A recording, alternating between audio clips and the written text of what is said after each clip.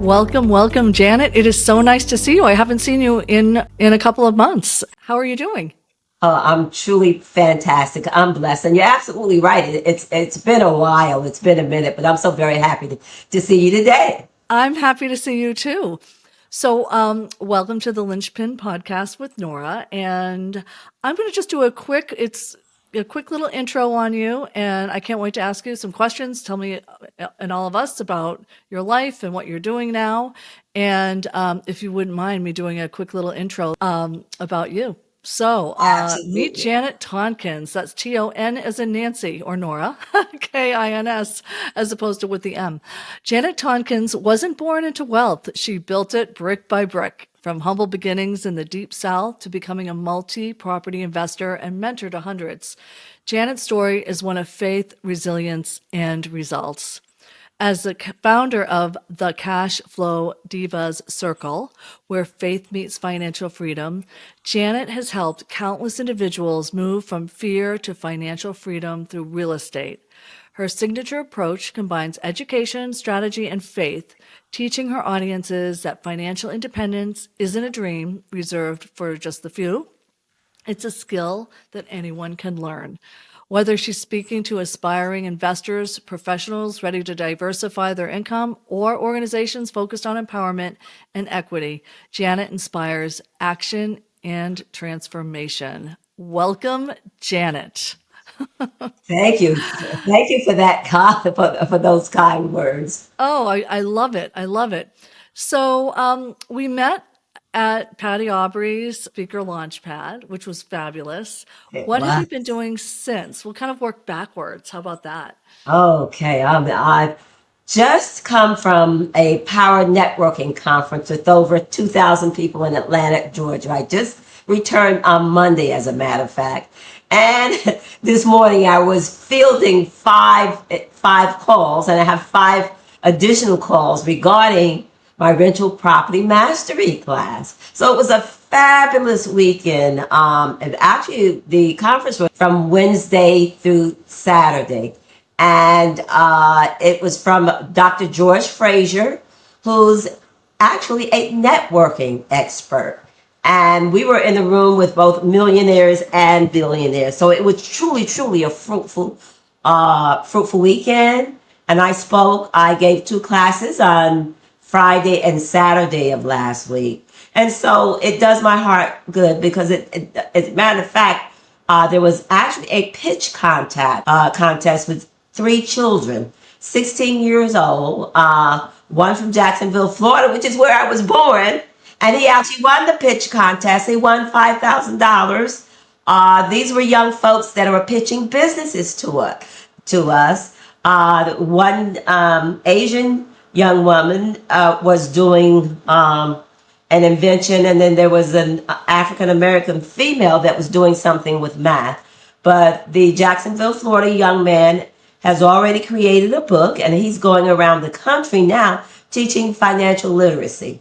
So it does my heart good because I'm also a servant and I'm a philanthropist. So I was able to donate additional monies to him. He won $5,000, and I also donated, along with other folks in the audience. We donated additional monies to him. So it was absolutely a fabulous, fabulous weekend. And I closed it because it was a networking conference. I closed it by inviting 10 folks that I had not known to a restaurant that one of my mentees own in Atlanta called Kiss My Grits. And the food Oh, was absolutely fabulous.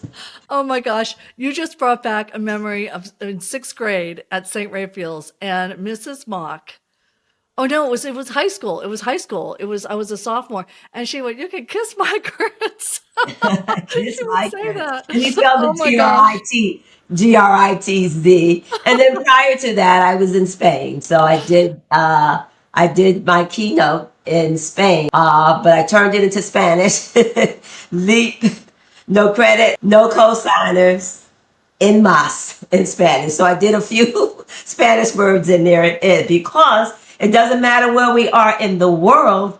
We as women have some of the same issues. And in Spain, only 13% of women invest. So Wow. Well, I was able here to this actually is do one that. as well. That's amazing. And so with this teenager, this is one of my questions, and it was exact same dollar amount. If someone had only $5,000, what would you tell them is the smartest way to get started for your Okay. kind of pathway that you Okay. teach? If they want to get started in real estate, then I would tell them first of all to get mentoring with that $5,000. As you well know, I have a rental property mastery course whereby I loan my students the money for their first properties, and at $5,000, I would absolutely have this particular young man. I want him in my program because I would want him to get his first property by the time he's 17. Of course, he would not be able to, he would have to have a co-signer in that. But remember,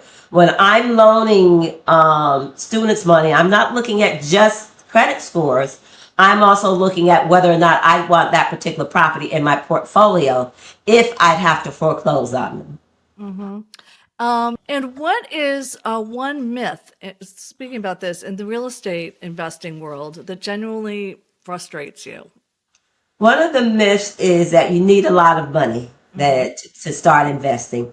And you don't necessarily have to need a lot of money because, especially in today's economy and today's world, there are over 2,000 programs nationwide where they can take advantage of the opportunities. And it doesn't matter if they have a low credit score or not. There's a program that will actually help them. As a matter of fact, as you well know, last week, both Fannie Mae and Freddie Mae dismiss credit scores. Of course, they have to. Of course, they have to complete all the other criteria, such as debt to income ratios and things like that. But that is a start to get you into your first home. And remember, it doesn't necessarily mean that it's a single family, because I would suggest that you start with house hacking. So start with anything between a 2 and a 4 family unit where you live in one of the units and you rent out the others and have someone else pay your mortgage.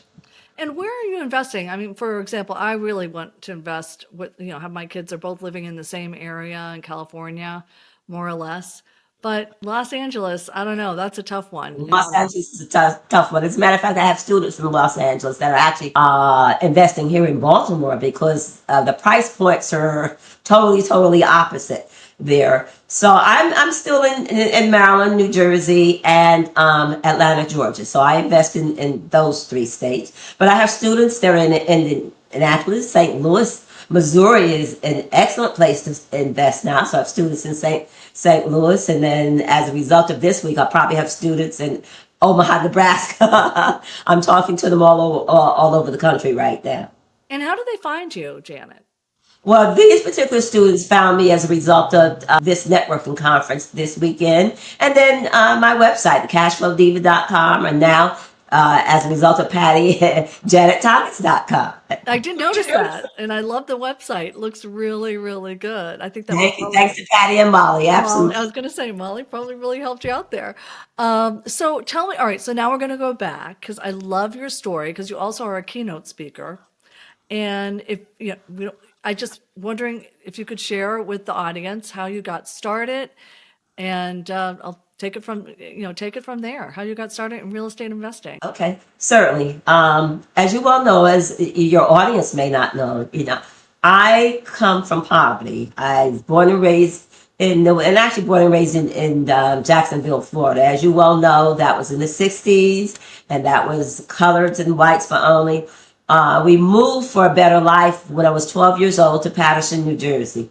However, we moved into what's called the Christopher Columbus Project, where drug abuse and violence was the norm. Building 4, apartment 15C. So the elevators were often broken, so we often had to bring up the stairs, groceries and laundry through 5th flights. I almost got raped on one of those occasions. Praise God, the fire department rescued me just in time. I suffered from very low self-esteem, due to dark skin, short hair, and being bullied in that time frame, and to parents who lived from paycheck to paycheck, like 70% of Americans today. And it doesn't matter if the amount of money that you make, because I have millionaire friends that also live from paycheck to paycheck. But one of my stories is I got pregnant at the age of 19. Daddy kicked me out at the age of 21 because I had a fight with my younger sister, and he said he didn't care where I went. So broke, busted, disgusted, and unprepared for what was yet to come. I moved and leaped from the frying pan into the fire, moving in with my then boyfriend's parents. After about a month, moved out, finding a room for $25 a week and struggling for years.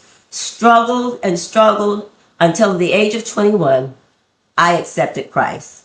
And then from that point on, I absolutely realized that with and through him, I had the power to change my situation. So I dug all in. I read everything that I could, Money Magazine, Forbes, Inc., Rich Dad, Poor Dad, whatever it was, to discover that 90% of the world's, not just America, 90% of the world's millionaires became so through real estate. And so at the age of 26, I met my current husband. At that point, we had 3 children, and we purchased our first 23-room triplex for $90,000, 9% interest, no down payment, and all closing costs paid through a first-time home buyers program. Wow. So I say to folks, it doesn't matter what the interest rates are, because we wind up refinancing that one property 5 times, lower the interest rates, and then cashed out each and every time to purchase additional properties. So in New Jersey, we wind up in 1 year with eight properties, one triplex and 7 duplexes as a result of that, which in that one property became the start of a multi-million-dollar real estate empire with over $800 million in real estate transactions. That's amazing. Do you still have that property? Are you still leveraging that? And no, as a matter of fact, I tell my students, and I showed them on Friday and Saturday. So in 2005, when the interest rates were low and the price of properties kept escalating and appreciating, we sold that property for $415,000. Gave the seller 15,000 assistance and paid 3,000 for a furnace. But I showed them where today, if I had kept that same property is now worth $815,000. $815,000. So for the most part, we don't sell properties unless we're doing a larger project and we're doing 1031 exchanges to turn that over into, which we did. I've just recently sold a property 2 days ago in Jersey. Number one, the taxes are extremely high, $13,000, $14,000, $15,000 in Jersey. And then the price points have really gone up, but we're utilizing that. We built a 74-unit apartment building for grandparents raising their grandchildren 2 years ago. Right now, we are building a 70-unit apartment building for homeless veterans. So we're taking that and we're turning that towards that. And then here in Baltimore, we will be taking over 800 units of apartments. That's 4 different apartment buildings. We should be closing the end of this month.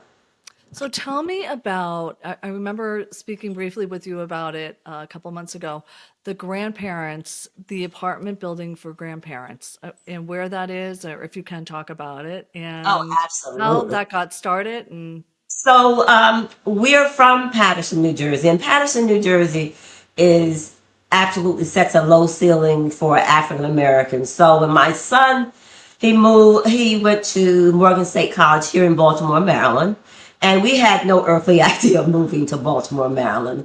We were actually trying to move in 2000, which is graduated, to Charlotte and Raleigh, North Carolina. My husband was the economic development director for the city of Paterson. So he was trying to find something in either Charlotte or Raleigh. He actually, for the same position, also interviewed for Disney for that same position, but he didn't get any of those. So I also did 35 years with Verizon. And at that time in 2000, my territory was from Maine to Virginia. So we had a strike. and they sent me here to Baltimore, Maryland. So I met this one young lady and I want you to hear this, on a Thursday. I met her, we started talking, and I said, and the one thing I loved, everybody in the cafeteria prayed over their food. So I said, I can stay here because this is the beginning of the Bible Belt. So I said, but my husband would have to find something. So she said, well, what does he do? I said, he is the economic development, the community development director for the city of Patterson. So she says, well, bring me his resume. I said, well, I can do better than that. He's here. I'll bring you in. So the Friday, I brought him in. She talked with him. She said, so I met her on a Thursday, right? On a Sunday, she had a catered brunch for us, for my husband and I, in her home. She had the Senator of the Appropriations Committee. She had the mayor, and she had other political city council folks in there. And 6 months later, my husband got the same position in Baltimore, Maryland, working for Mayor O'Malley. So I say to folks now, and in my church, it's all about relationships, or it ain't about nothing. Relationships are key to everything. So we came to Baltimore, which was the best move we could have ever made. Baltimore gets a bad rap, but let me tell you, there are opportunities here unlike any others for African Americans. So what we did is we got entrenched into politics because we were involved in New Jersey. So we started hosting fundraisers at our home, political fundraisers. So we hosted for Elijah Cummings, for John Oliver, for mayors, and both on the Democratic and the Republican side of the House. So we started doing that, got entrenched in the area. So my husband had put together, Johns Hopkins had put a bid out to do $10 billion $1.7 billion of development in the city of Baltimore. They turned what's called the Middle East into something where it's gentrified now, where there's not only for sale homes in there, which we took a part of. We partnered. We bought Forest City New East Development. Forest City were those developers that did all of the New Jersey Nets Stadium. So we bought them down here, and they didn't want any parts of the housing. They only wanted to do the biotech labs. So the biotech labs, they built 3, and Hopkins rented 50% of those. And then they allowed us, there were 7 African Americans, to come in and do all the housing surrounding there. So we partnered with Ryan Homes and did 79 townhomes that sold within a week, because Hopkins gave its employees $35,000 towards the down payment. Oh, wow. And then they were able to combine that with other first-time home buyer funds from both the city and the state. So a lot of them got over $50,000 in first-time home. And we set the market there for the highest property went from somebody from Hawaii with $450,000. Okay. And then we built 20 row homes that the only thing that was there was just the front of the buildings. And we won a national award with that as well. So that's how we got started. And then so from there, we went back to our hometown of Patterson, New Jersey, brought the mayor down and brought the city folks down to show them what we had done here, because they had never seen African Americans. They didn't think we had the capacity to do it. We presented the grandparents' housing, because my husband was raised by both his grandparents. And as you well know, right now there's a lot of drug abuse, there's a lot of mental health issues, and especially in light of COVID, a lot of these things were impacted, and it impacted both the Hispanic and the African American community very much so. So as you well know, there's a lot of mental health issues as a result of that, and then there's a lot of drug abuse in the areas as well. So what happens when a grandparent has to take over from their children, their child, as a result of mental health issues or drug abuse issues, in a normal senior citizen building, they can only stay there for 2 weeks. Otherwise, you're putting the grandparents in jeopardy of being pushed out. Right. Being pushed out. So we came up with this particular idea to house, and these are 1, 2, 3, and 4 bedroom units for specifically granted for grandparents raising their grandchildren. And not only were we able to do that, we were able to provide mental health counseling for them And for each buildings that we do, such as this, we give a nonprofit agency, and it happens to be a grandparents organization that was responsible for giving clothing and for giving food. And so we gave them free space as well as free a grants writer.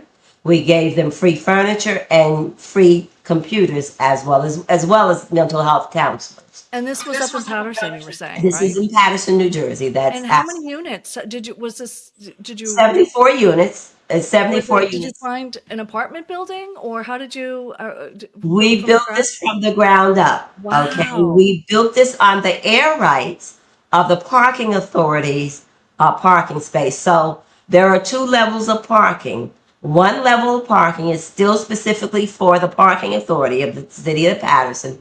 The second level is for the tenants. And then on top of the two levels was built the 74 units.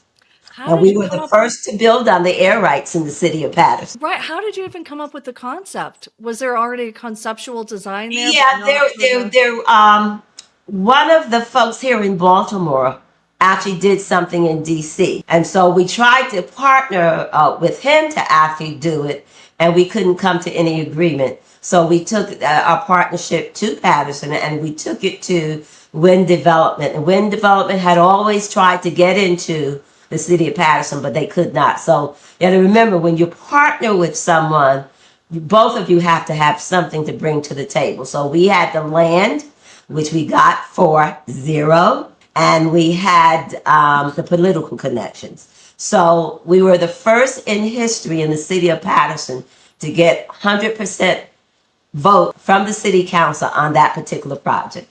And then how did you reach out to the 74 grandparents, or I think it was, you said 74 unit? There's 74 units. Um, So how that did was through you the deal with housing. that? And how do Yeah, you, that was through the housing authority of the city of Patterson, because with that we got project-based vouchers. We got 7 sources of funding. We got $17 million from the state of New Jersey from ERG money that they had. We got money from HUD, from CDB grants and CDC money. There was actually money. Now, we had gone from Patterson 20 years. And when Owen ran community development, there was still $1 million fund that they had not used when he was there. So we were able to use that funding as well. And then with the project-based vouchers, it was the housing authority of the city of Patterson. They were in charge of actually identifying the grandparents to actually, and then we had to have 12 of those units that was just for market rate tenants as well. fabulous. And how long ago was that? How many years ago? And that we Oh, completed that in 2023. 2023. Oh, that's great. Yes. And have you been able to visit or Oh, and come we're back? there every other week because Oh, we're working. The city of Newark has asked us to come in and duplicate the grandparents' housing. In addition, we're doing some other things for the city of Newark. We're doing in addition to the veterans homeless building that we're doing, and we're going to also give a nonprofit free space in that particular building. We're also taking over some additional buildings, some older buildings, apartment buildings in the city of Patterson as well. So we're there. As a matter of fact, my husband's there right now, and since I just gotten back from Atlanta, I told him to go ahead on, but we're there every other week. It's a 3-hour drive from Baltimore. so how would you recommend somebody that had a vision, or, whether in a certain area, say, for example, in my area up in Boston? I mean, it's the connections that you need, it's contacting you. I mean, how does somebody get started with something like that? For example, we'll talk about veterans in a moment, but for the grandparents, Okay. how would you get started? I would get started by first of all identifying, first of all, if there's a need in your specific area. Hmm. And then what are those niches and what are those needs in the particular area? Once you identify what those needs, whether it's homeless veterans, and homeless veterans, that's all over the country. So I can tell you right now, that's a big need I was just everywhere. going to exactly. So that's a big need everywhere. So then you start with City Hall. Okay, Mhm. start with your political connections. If you have connections with HUD, you start there because you can partner with HUD. and they can help identify some of those things for you. As a matter of fact, our partner's headquarters is in Boston. It's in Boston.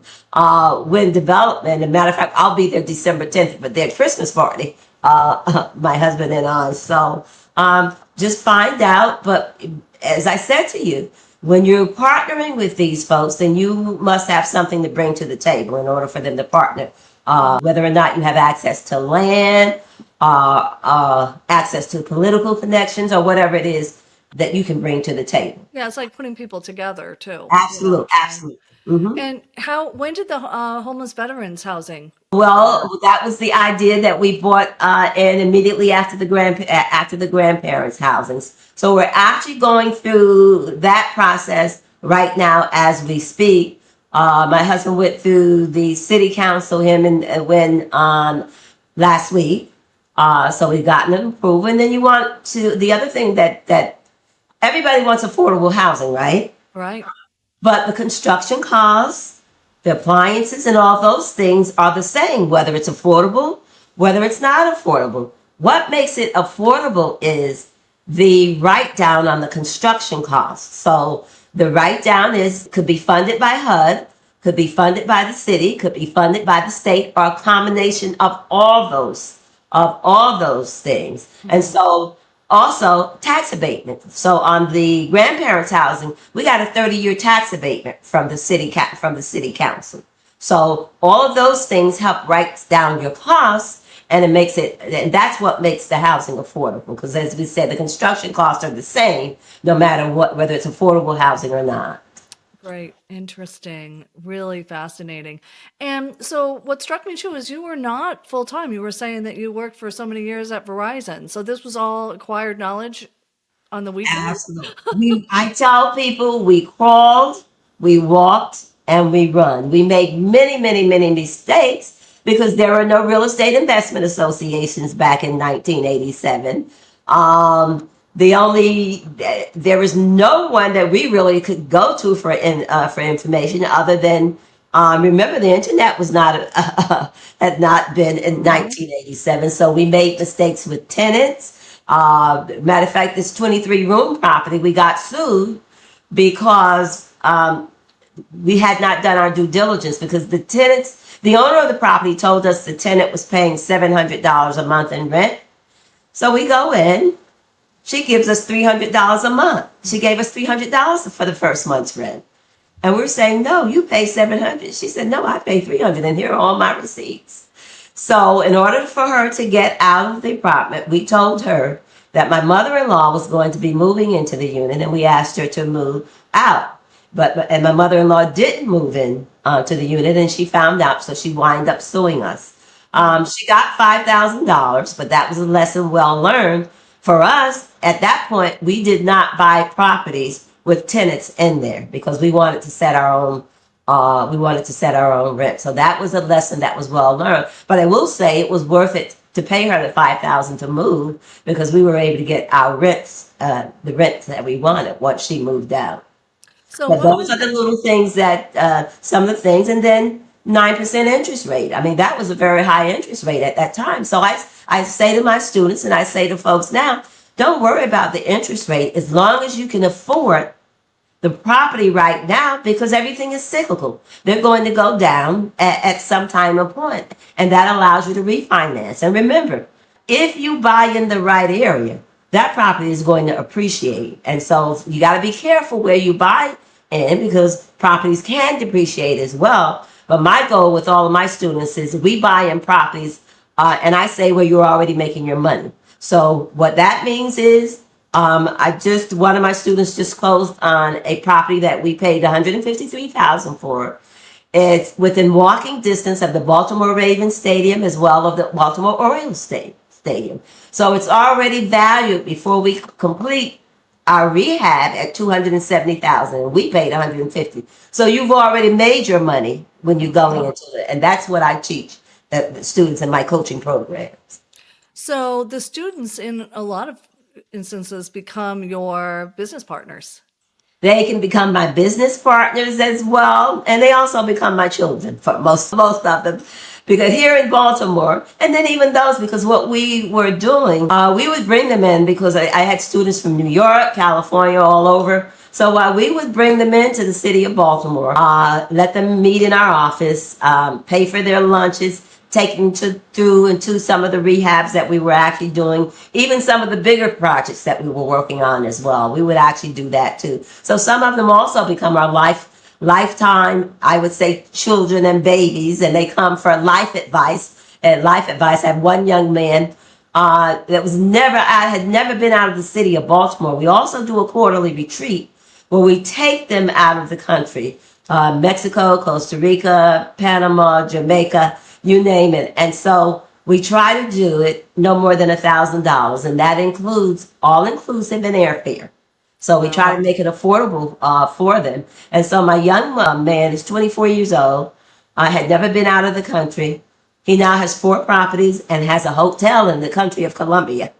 And so with his job, they're actually going to be sending him to Singapore for 2 years. And so he comes to us for life advice and all of those things. So do they hire property, not to get down into the weeds here, but do they hire like property managers, or is it, Yes, well, and my brother is a property manager, so they can hire him while they're gone. But what I suggest that my students do for the first year or two, manage your own properties, because that way you understand what property manager is, and that way you can manage the property manager.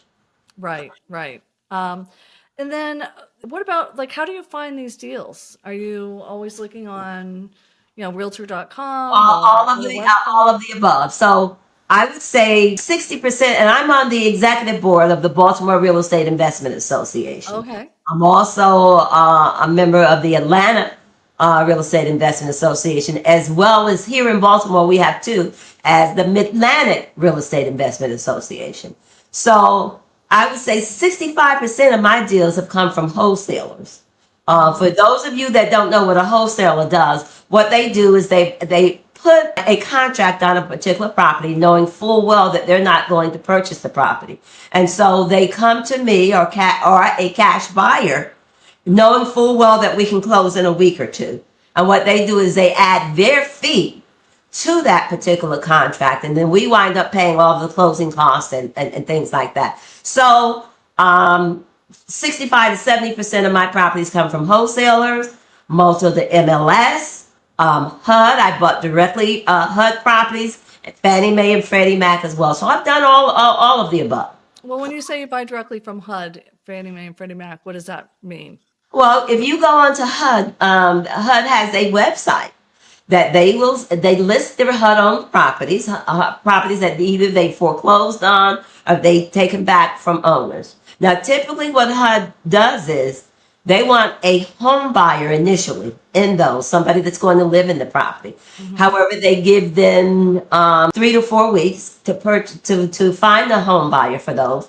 And if they're not, then that's when they put them out for investors. And you have to be on there like 2, 3, 4, 5 o'clock in the morning to find those. But I've purchased some excellent single family homes from HUD, Wow. directly from Okay. HUD. That's amazing. And how, you mentioned faith. How has faith shaped your biggest business decisions?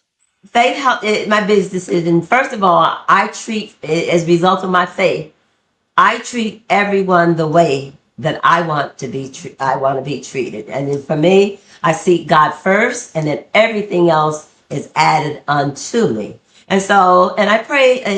I do pray about everything as well. And I serve. I'm a servant of God, and so I try to serve first. I share everything, and and that's what we talked about in this past week's networking conference. So many people are afraid to share. And for me, that means you have a scarcity mindset. I mean, because there's no shortage of money out there. As we know with Bezos and Elon Musk and Bill Gates and Bezos' wife, who's just given, and I live right up the street within walking distance from Morgan State College, which she is HBCU, historically black college, that she's given $68 million to. Wow. She gave $80 million to Howard University, which is 45 minutes away. So there's no shortage of money out here.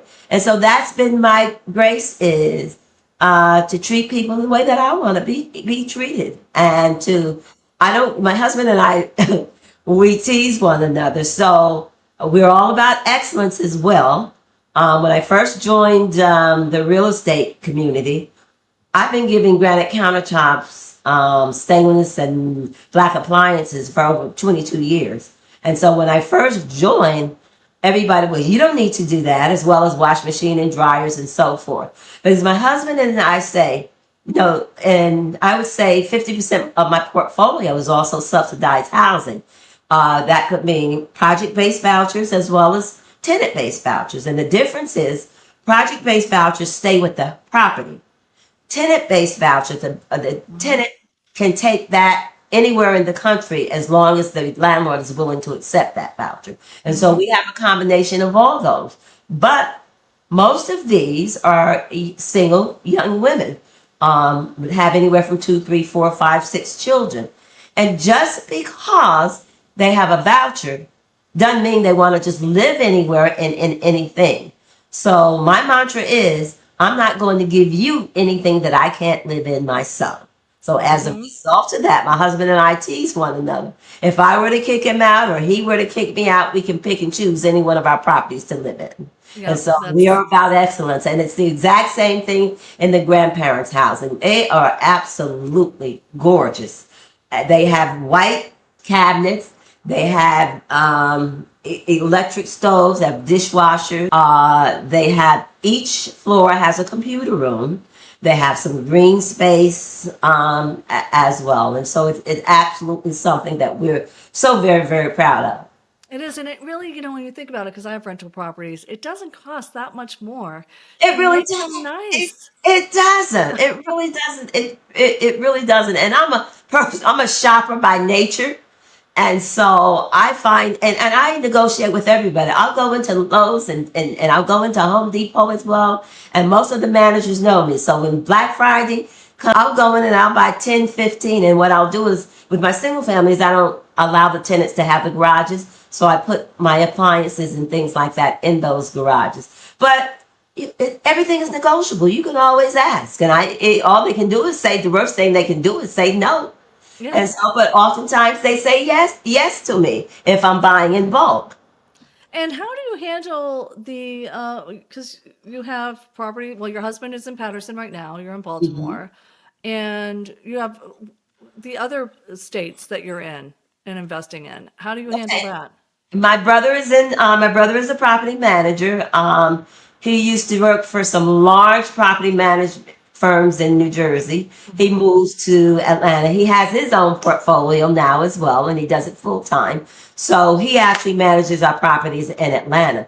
He got so good where one of the banks, if you get a loan from CTB Trust Bank, you actually have to hire him to be your property manager for the first year. Oh, wow. Okay, otherwise the bank will not lend it to. He's that good. So he manages there, and then we have a property manager in New Jersey for us too, who happens to be a pastor, and who happens to own a construction firm as well. Oh, that's fabulous.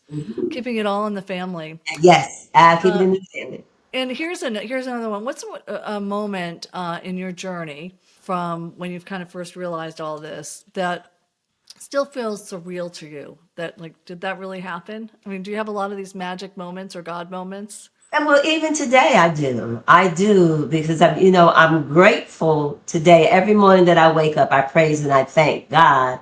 When I have to pay, right now I'm doing taxes on all of these properties. Yeah. I'm doing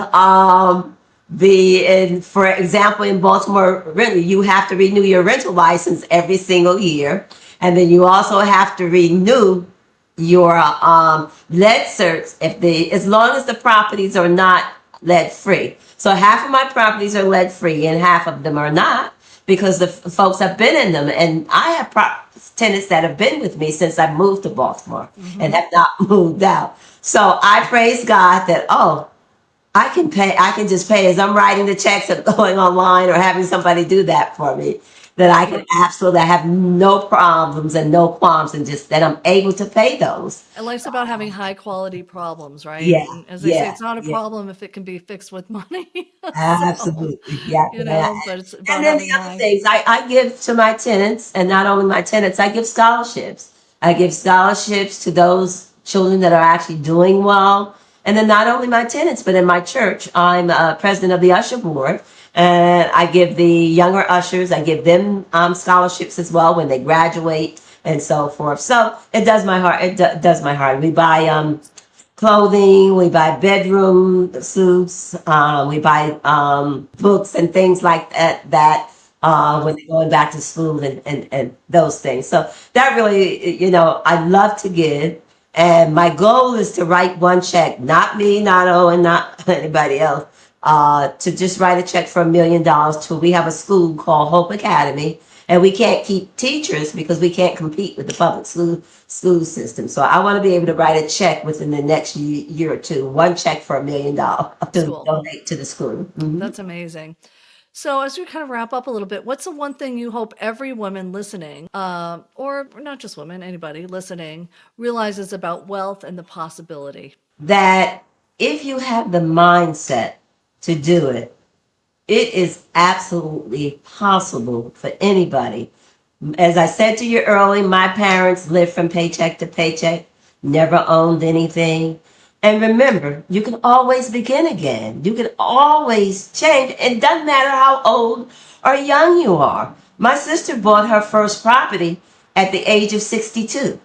Okay. And she retired from the courthouse in New Jersey to move here to Baltimore and work for a security firm. The security firm, as a security guard, gave her $5,000 towards her down payment. So don't, it's your mindset.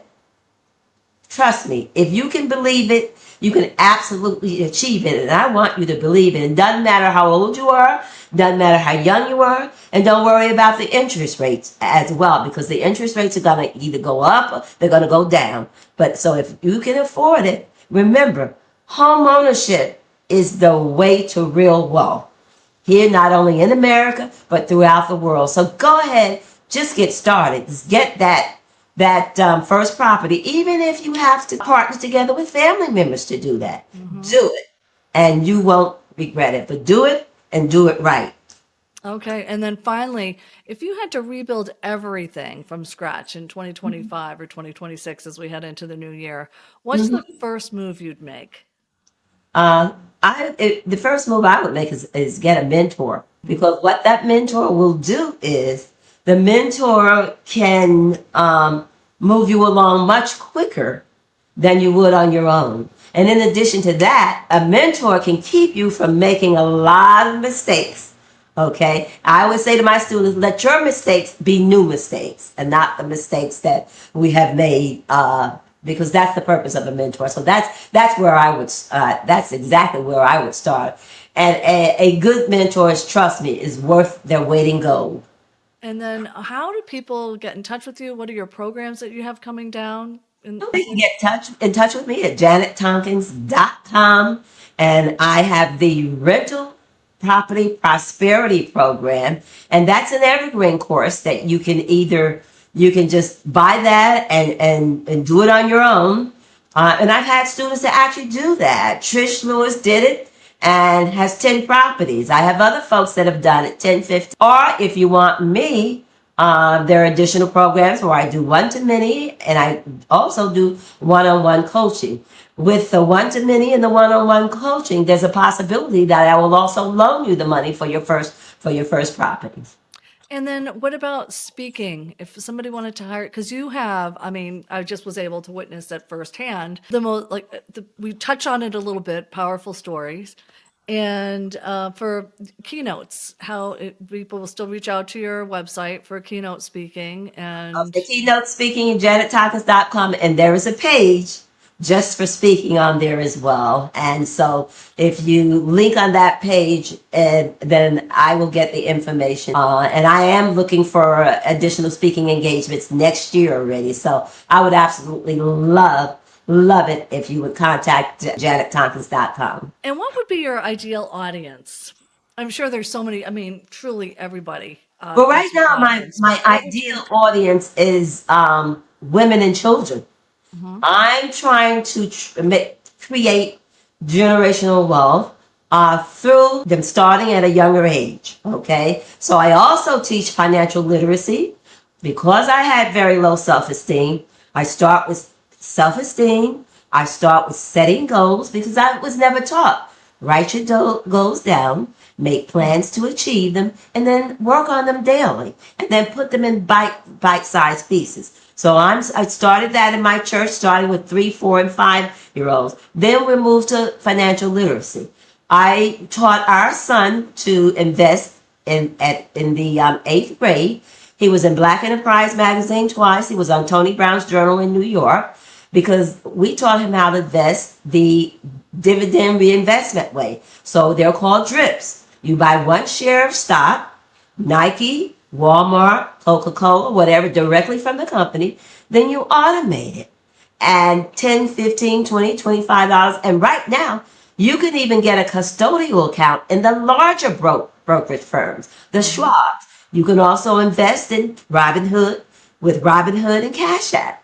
So right now we have no excuse. And then the key is not to touch it because it's the power of the compound interest. And so over 10, 15, 20 years, you can have $1 million. Now, it may not be the same as it is worth today, but you'll have much more than what I started off with. So I'm teaching that. Then I'll teach real estate and AI as well. So I do have a 17-year-old in my program currently, and we're going to make sure that he gets his first property before he's 18 years old. That's fantastic. Janet, I'm so glad that we were finally able to connect and, speak, if not in real life. This is the next best thing. And Oh, then to share your absolutely. story with so many people. So to tune Absolutely. And in. I'm absolutely honored. And I absolutely thank you for providing this opportunity. So thank you again. Thanks a lot, Janet, And and thank you. have a great holiday season coming up. Okay. And you too as Thank well. you. All Okay, right. bye Bye bye. bye now.